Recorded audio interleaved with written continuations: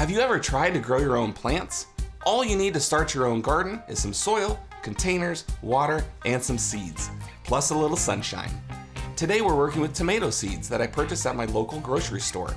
In order for our seed to grow, we need to put some soil into our cup, plant the seed, add some water, and put it in a sunny spot. Before you know it, you'll have something that looks like this. Plants need sunlight, carbon dioxide, and water in order to do a very special process called photosynthesis.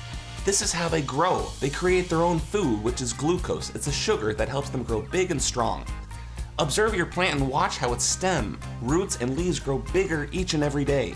Before you know it, you'll have tomatoes. Think about all the delicious things you could start growing today in your garden. And remember, until next time, keep learning full steam ahead.